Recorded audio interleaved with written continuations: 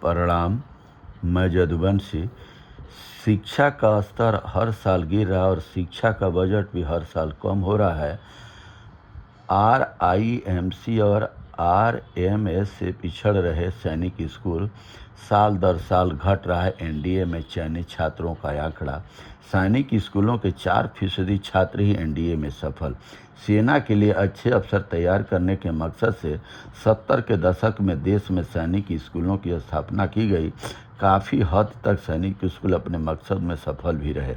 मौजूदा सेना प्रमुख जनरल उपेंद्र त्रिवेदी और नौसेना प्रमुख एडमिरल DK त्रिपाठी दोनों एक ही सैनिक स्कूल से पढ़कर निकले हैं, लेकिन बीते कुछ सालों से सैनिक स्कूल अपने मकसद से भटकते हुए दिख रहे हैं। पूर्व में 20% तक छात्र सेना में अफसर चुने जा रहे थे, लेकिन इधर यह आंकड़ा घटकर न्यूनतम स्तर 4% पर आ गया है। रक्षा मंत्रालय के आंकड़ों के अनुसार 2020 और 21 में सैनिक स्कूल के 11% बच्चे NDA NA परीक्षा में सफल हुए।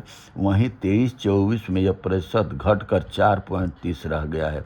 इसके बाद के आंकड़े अभी उपलब्ध नहीं है। दूसरी तरफ इसी अवधि में राष्ट्रीय मिलिट्री स्कूल RMS तथा राष्ट्रीय इंडियन मिलिट्री कॉलेज RIMC के छात्रों का NDA में चयन का प्रतिशत कहीं बेहतर बना हुआ है। अस्थायी समिति ने कहा उपाय तलाशे। हाल में रक्षा मंत्रालय की अस्थायी संसदीय समिति ने सैनिक स्कूलों के इस प्रदर्शन पर चिंता प्रकट की है।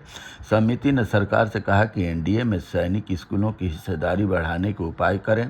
राधा मोहन सिंह की अध्यक्षता वाली समिति ने कहा कि सैनिक स्कूलों का प्रदर्शन भी RMS और RIMC जैसा होना चाहिए। हर वर्ष दर वर्ष कम होता गया है चयन।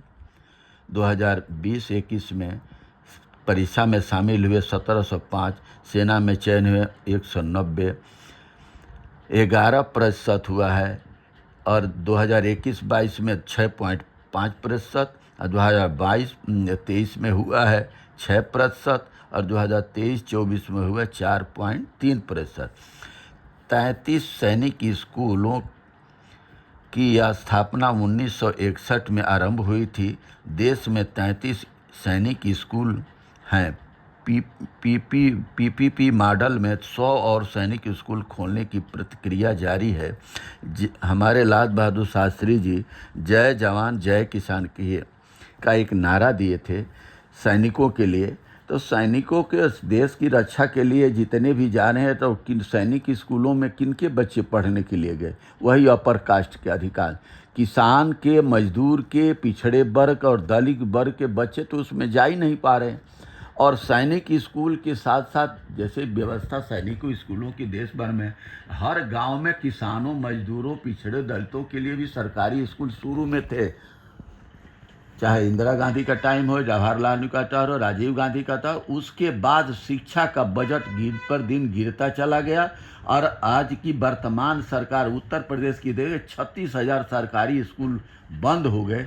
क्या इस 36,000 स्कूल में कितने टीचर नौकरियां खत्म हो गई, कितने स्कूलों में ताले लग गए, और कितने पिछड़े और दलितों का भविष्य अंधकार में पड़ गया।